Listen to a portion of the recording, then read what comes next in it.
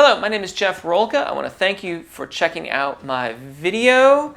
This is a quick tip, and I'm going to try to be quick. I know my quick tips sometimes drone on for some time. I will try to be brief.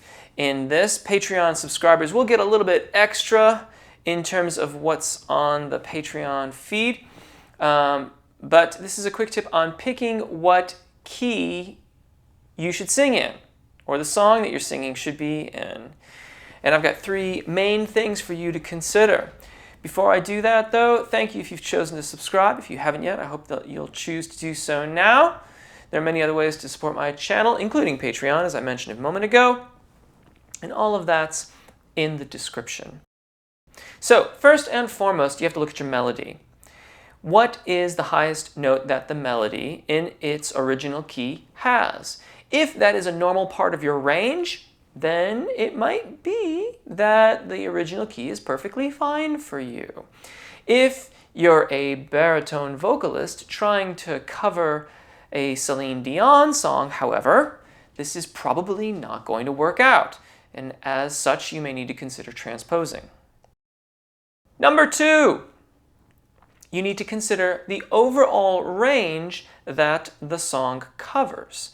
So, if that highest note is within a comfortable part of your range, but it goes too low when that high note's there, and like this would be a case of, for example, like there's a lot of overlap in the vocal ranges, or fox as I usually refer to them.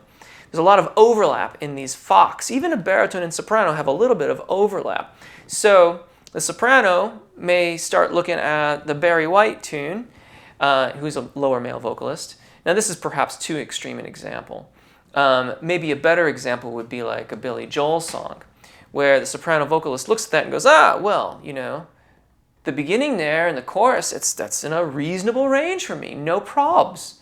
But then, later on, someplace else in the tune, it goes down too low. So in that instance, you're going to want to transpose things up in order to make sure that the melody, the overall melody, stays within the usable range of the vocalist who's covering the tune.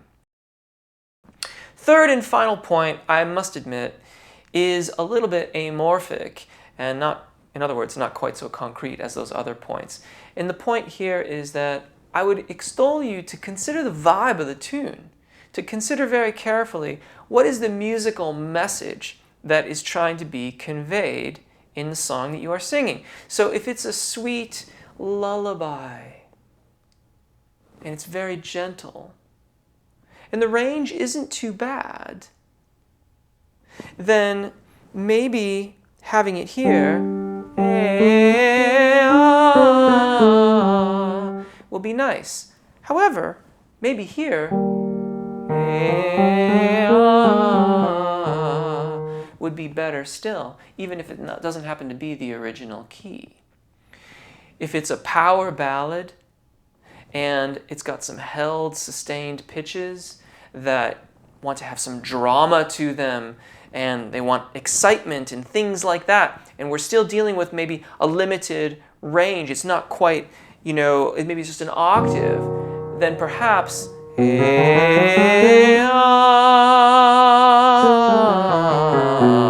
will be fine.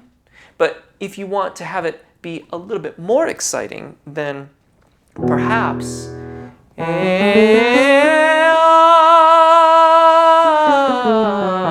would be more exciting. Or if it's a real power ballad, then maybe